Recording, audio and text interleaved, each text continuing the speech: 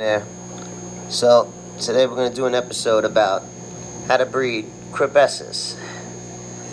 I'm not sure their full name. I'm going to try to get a shot at him. As you see him there, he's not really moving. So my experiences on these guys, as you see the babies, they're pretty good parents. They pretty much breed at will. I mean, I basically threw them in a tank, checked my pH, and that was it. I kept the temperature about 86, and they paired off. What I did was I bought 6 of them, and I threw them in a tank, and once they paired off, basically the rest of them scattered away from the pair and ran up. As you see, that's the female. You see that pink-ish? That's the female there. She'll be taking care of those babies all the time. She's trying to call them now. I basically feed them blackworms, cichlid flakes, some brine stuff. Not brine shrimp, but basically the spruces or whatever it's called. This stuff, grow starter. Let's see if we get it in there. So we grow them that. Got that online. And basically, these fish, I don't know where he went, these fish will breed pretty much at will. I put them in a tank, bare bottom tank. So, like I said, I put him in a tank, and that was it. There he is. Now, he's pretty shy. They take care of their babies pretty well. I mean, so far with this batch, the first batch, you might have a problem with them when first getting them. But like I said, I'd get 2 to 4, throw them in a tank. Make sure you have another tank or you're willing to get rid of some fish because they get very aggressive. I mean, so aggressive that I felt so bad for the fish. He was up in the corner just hanging out. He was hiding, and then this fish would keep going up and trying to get him. But there was 6 of them in there, so 2 of them paired off and was beating up the rest, beating up all 4, ganging up on each one of them individually. The babies came fast. Once I took those fish out, boom, within like 3 days, I had babies that were on the ground. I started feeding them probably like a day or 2 after, because they had the egg sacs. You could kind of see the egg sacs on them. They're pretty good. Like I said, they're pretty good parents. If you want to breed these guys, you definitely, just like I said, have that tank at least 85 to 86. Once you have that, you're good to go. You are definitely good to go. And now, with these guys, here we go, some peacocks. Now, I've been trying to breed these guys. I've been changing the water in and out, giving them high protein foods. Still no luck yet. It's one of my males, pretty, I'm sorry, that's my female. And she's pretty feisty. I have a couple other ones. I also have a little red tail. I had another one I just gave away. He was about 2 foot.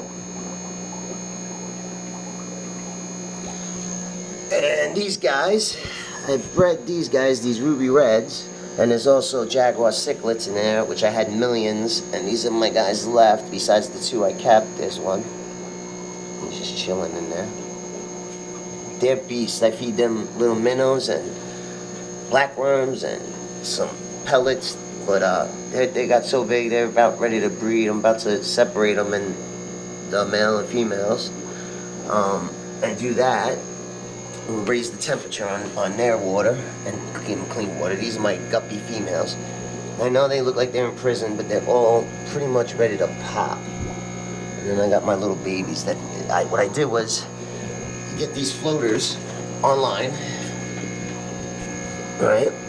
And basically what I do is I drill holes on the bottom, so when the babies fall in, the babies just pop right into the thing, and I take that and I can see which ones had the babies and which ones didn't. Here you can see one female just had the babies.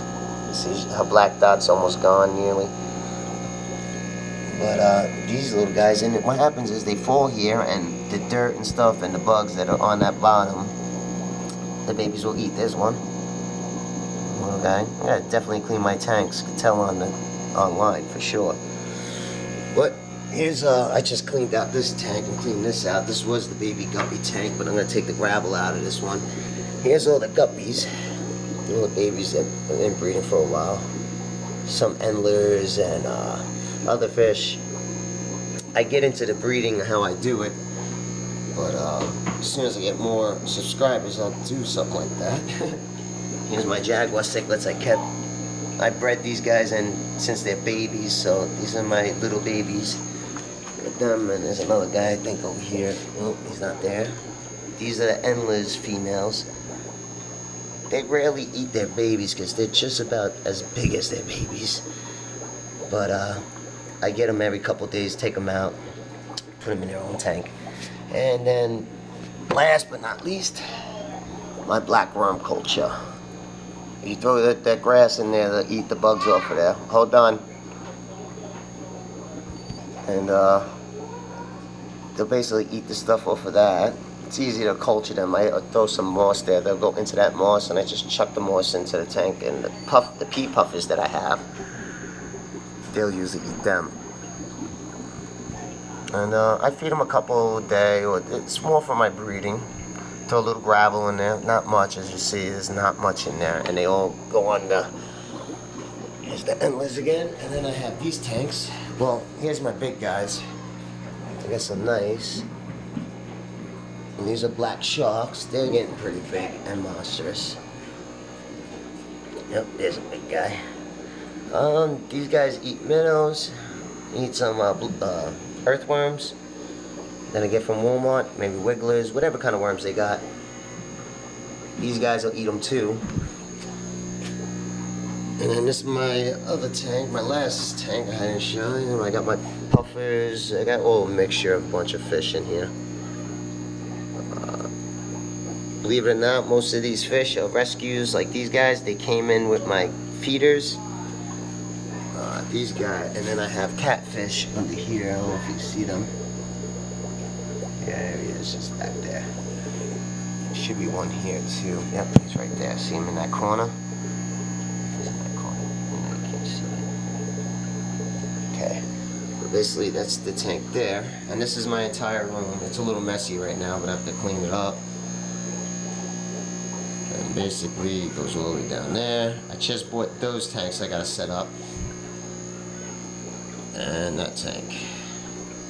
And then I have this setup, hydroponics, with my fish.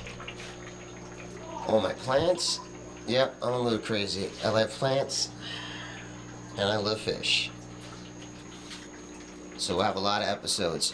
Just subscribe. The more subscribers, the more episodes I'll do.